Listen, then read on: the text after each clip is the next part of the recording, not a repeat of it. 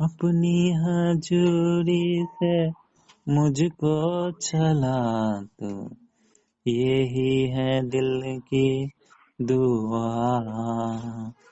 ये है दिल की दुआ। आज का टॉपिक है मेरा कि जब आपके दरवाजे पे कोई किसी तरह की कोई सामान मांगने के लिए आता है, कोई भिक्षुक है, कोई गरीब है, कोई असहाय है, तो आप उसको बिना दिए हुए उसको वापस ना करें, ठीक है? उसको बिना दिए हुए कुछ वापस ना करें, बल्कि आपको जो सक्षम है आप उसे दे दें। हालेलुया। क्योंकि परमेश्वर भी चाहता है कि आप गरीबों को, असहायों को, लोग को सहायता करें, और इस सहायता करने से आपको भी फायदा है। हालेलुया। इस तरह के लोगों को सहायता करने से आपको भी फायदा है। और हम लोग वचन के द्वारा देखते हैं, ठीक है?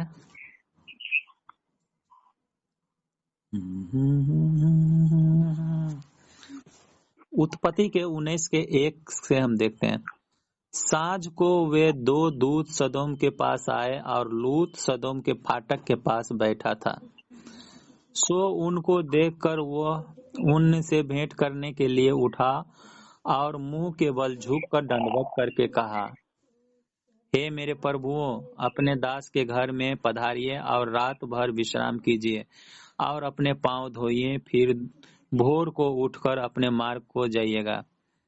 उन्होंने कहा, नहीं, हम चौक में ही रात बिताएंगे। और उसने उनसे बहुत विनती करके उन्हें मनाया। सो वे उसके साथ चलकर उसके घर में आए और उसने उनके लिए जेवनार तैयार की और बिना खमीर की रोटियां बनाकर उनको खिलाई। हालेलुया। परमेश्वर का वचन कहता है कि एक लूत नाम के एक धर्मी था। वो कहीं फाटक के पास में बैठा हुआ था, कोई नगर था सदोम और का, उस फाटक के पास में वो बैठा हुआ था। तो उधर से दो लोग आ रहे थे, तो उनको पता नहीं था कि ये स्वर्गदूत है। फिर भी उसको लगा कि ये कहीं भूखा उखा होगा, कहाँ से आ रहा है, कहाँ जा रहा है। क्योंकि अभी जो है हम लोग को बगल में जहां तहां ढूंढेंगे वहां पे दाएं बाएं में होटल मिल जाएगा, कुछ बिस्किट कुरकुरा मिल जाएगा हमको कुछ खाने के लिए। लेकिन उस समय बहुत दूरी दूरी पे घर होता था और इतना सामान बिकने वाला जगह नहीं था। हालेलुया। तो वो उसको देखा कि वो कहीं भूखा होगा, तो उसको बुला करके कहा कि आप मेरे घर पे रुकिए और आप खाना खा करके जाइए। हालेलुया। क्या किया? जबरदस्ती उसको रोकने की कोशिश किया। और वो जो दूत था, स्वर्गदूत था, उसने कहा कि नहीं नहीं, हम यहीं पे रुक जाएंगे, जो हमको आगे नहीं जाना है। तो फिर भी उन्होंने जबरदस्ती उनको बुला करके और वो अपने घर पे खाना खिलाया। हालेलुया। तो खाना खिलाया उसको। हम लोग भी जब इसी तरह से देखें किसी को, तो हम लोग भी खाना खिलाइए, नहीं कि 2 रुपया 5 रुपया दे करके उसको छोड़ दें। हालेलुया। उसके अपनी हालत पे छोड़ दें, ऐसा नहीं।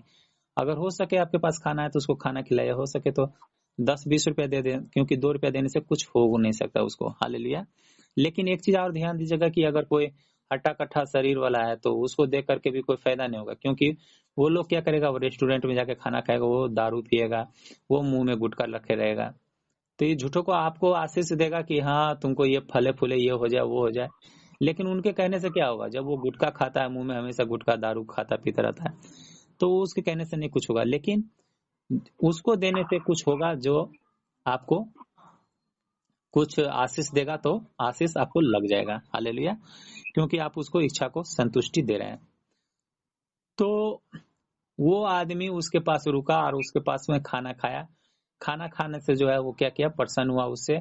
और उस नगर को, वो जो था वो कोई आम आदमी नहीं था, बल्कि परमेश्वर की ओर से भेजा हुआ स्वर्गदूत था। हालेलुया। तो वो स्वर्गदूत जो है खाना वाना खा करके तृप्त हुआ और उसको उस नगर को, जिस नगर में वो रहता था, उस नगर को वो बर्बाद करने के ऊपर था। उस नगर को आग और गंधरस गिरा करके उस नगर को नष्ट करने के ऊपर था। और उसमें जितने भी लोग थे सबके सब जल करके भस्म हुए। लेकिन सबको जलाने से पहले इसको, जो ये खाना खिलाया था, उसको जो है बोला कि तुमको जितने भी रिश्तेदार परिवार है, जिसको जिसको तू चाहता है, उस सबको लेकर के इस नगर से निकल जाओ, और अगर तुम निकल जाओगे तब हम इस नगर को हम बर्बाद करने पाएंगे। तो इसीलिए तुम जिसको जिसको चाहो उसको उसको तुम लेकर के जा सकते हो। हालेलुया।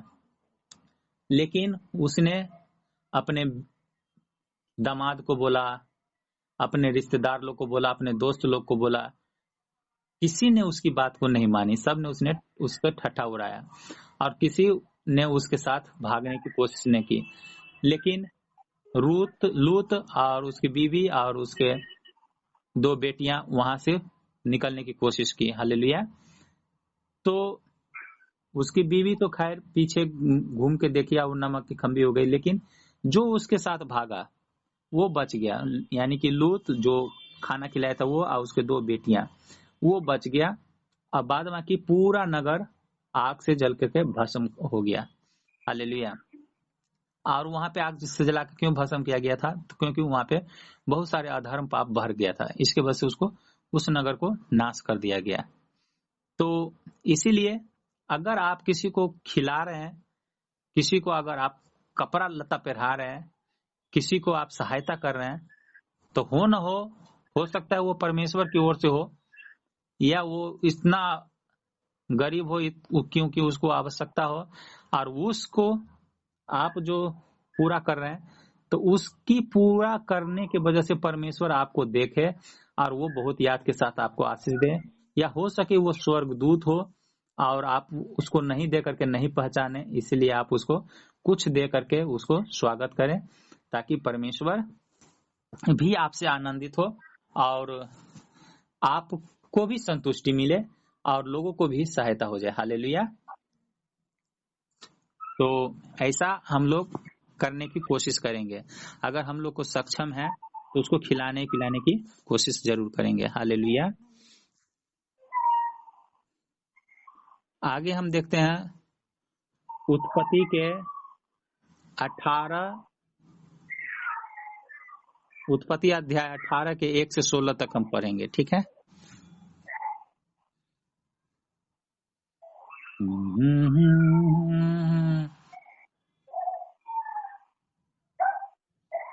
उत्पत्ति के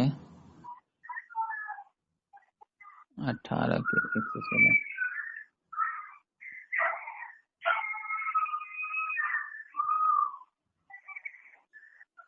इब्राहिम मरने के बाद के बीच कड़ी धूप के समय तंबू के द्वार पर बैठा हुआ था। तब यहोवा ने उसे दर्शन दिया और उसने आंख उठाकर दृष्टि की तो क्या देखा कि 3 पुरुष उसके सामने खड़े हैं। जब उसने उन्हें देखा तो वह उनसे भेंट करने के लिए तंबू के द्वार से दौड़ा। हालेलुया। क्या किया? दौड़ा। उसको बुलाया नहीं, दौड़ा और भूमि पर गिरकर उसको दंडवत करके कहने लगा, हे प्रभु, यदि मुझ पर तेरी अनुग्रह की दृष्टि है तो विनती करता हूँ कि अपने दास के पास से चले न जाना। मैं थोड़ा सा जल लाता हूँ और आप अपने पांव धो करके इस वृक्ष के नीचे तले विश्राम करें। फिर मैं एक टुकड़ा रोटी ले आऊं और उससे आप अपने जीव को तृप्त करें, तब उसके पश्चात आगे बढ़े, क्योंकि आप अपने दास के पास इसीलिए पधारे हैं। उन्होंने कहा, जैसा तू कहता है वैसा ही करें। उसने कहा कि आप शायद मेरे यहाँ इसीलिए पधारे हैं क्योंकि हम आपको कुछ खिलाएं और पिलाएं और ये ठंडा में आप यहाँ पे रुकिए। वहां पे धूप में वो आ रहे थे तो वो बोले कि ठंडा में आप रुकिए, हम आपके लिए पानी भी लाते हैं और थोड़ा देर के बाद खाना भी लाते हैं। हालेलुया। और उनको जो है क्या किया, अपनी बीवी को जाकर के पहले पानी ला करके दिया और पानी ला करके दिया और तुरंत बीवी को कहा कि हम जब तक आते हैं तब तक तू धाय से रोटी बनाओ और कुछ मीट बनाओ और उसको हम खिलाएंगे। तो पहले के लोग इतने धर्मी होते थे, कुछ लोग, कि वो दिखावा नहीं करते थे कि हम इस तरह का ड्रेस पहन लिए हैं, इस तरह के टीका लगा लिए हैं, इस तरह की टोपी लगा लिए हैं, इस तरह की क्रोस का, इस तरह के यीशु मसीह का आप लॉकेट पहन लिए हैं तो हम धर्मी हो गए। इस तरह के वो धर्मीपना नहीं दिखाते थे वो, बल्कि वो कर्म करके दिखाते थे। हालेलुया। आजकल के लोग कहता है कि हम ये जाति हैं, हम ये जाति हैं। अरे जाति या धर्म के पीछे मत जाओ, बस बल्कि कर्म करने की कोशिश करो। आप कर्म करने वाले से ही परमेश्वर खुश होते हैं। परमेश्वर चाहता है कि एक दूसरे की सहायता करो। हालेलुया। और आप एक दूसरे को जब सहायता करते तो परमेश्वर अति आनंदित होता है। तो वो जो है उसको जबरदस्ती रोक करके खाना खिलाया, उसको पानी पिलाया, जिसके कारण से क्या हुआ कि उसकी औरत बूढ़ी हो गई थी, पूरा बूढ़ी हो गई थी उसकी औरत। समझिए आप कि 88 का उम्र हो गया था उनका, और उसका पति का उम्र हो गया था 98-99। तब जा करके जो है वो उसका खाना खा करके अब वो उसको आशीष देता है। क्या करता है? उसको आशीष देता है कि अगले साल जब हम आएंगे तो तेरी बीवी के गोद में बच्चा रहेगा। हालेलुया। तो आप वो आदमी जो है अब्राहम, क्या उसको खिलाया होगा? कितना का संपत्ति खिलाया होगा उसको? हालेलुया। अभी आपके पास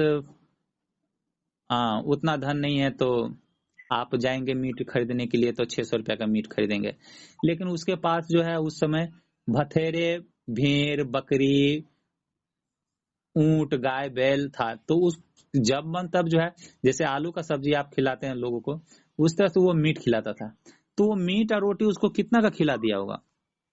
लेकिन उसने उसको आशीष दिया कि जा, तेरे अगले साल तेरे बीवी के गोद में बच्चा होगा। और उसकी बीवी बांझ थी प्लस बूढ़ी थी, फिर भी उसको कहने के अनुसार उसको बच्चा हुआ। और वो कहने वाला कोई आम आदमी नहीं था, जिसको उसने खिलाया था वो आम आदमी नहीं था, बल्कि खुद वो प्रभु यीशु मसीह थे। और उनका स्वर्गदूत 2 था। हालेलुया। 2 स्वर्गदूत भी था। तो आप किसी को खिला पिला रहे हैं तो आप ये नहीं जान रहे हैं कि आप वो मनुष्य जो है परमेश्वर की ओर से है कि आम आदमी की ओर से है। हालेलुया। लेकिन अगर आप भलाई कर दिए तो कहीं वो परमेश्वर की ओर से स्वर्गदूत है, तो आपको समझिए कि कितना आशीष मिलेगा। इसीलिए ये भी इंतजार नहीं करते रहिए कि कहीं स्वर्गदूत होगा कि नहीं होगा। तो अगर स्वर्गदूत होगा तभी हम खिलाएंगे ताकि हमको भी आशीष मिले। नहीं, आप अपना कर्म करते रहिए, परमेश्वर कभी ना कभी फल देगा। हालेलुया। तो ये सब करने से हम लोग हिचकिचाए नहीं, बल्कि हाँ, कुछ लोग को डर होता है कि क्या होगा नहीं होगा। तो परमेश्वर से प्रार्थना करिए कि परमेश्वर ये जो भी हो मैं नहीं जानता हूँ, लेकिन मैं इसको आपके वचन के अनुसार इसको खिला पिला रही हूँ। मैं इसको जो कुछ मैं इसको दे रही हूँ वो आपके नाम से इसको दे रही हूँ। हालेलुया। तो इस तरह से दे दीजिए, या रहने के लिए कह रहा है तो परमेश्वर मैं नहीं जानता हूँ कि ये कौन सा आदमी है, नहीं है, कैसा नहीं है, लेकिन वो कोई उटपटांग काम ना करने पाए, हम आपके हाथों में सौंपते हैं। इस तरह से कह करके आप उसको विश्राम भी करवा सकते हैं। हालेलुया।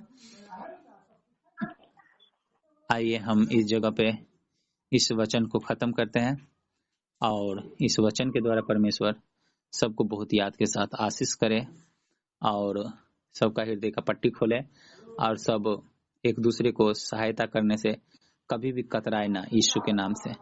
और पिता की इच्छाओं को हमेशा पूरा करते रहे, यीशु के नाम से। आमीन।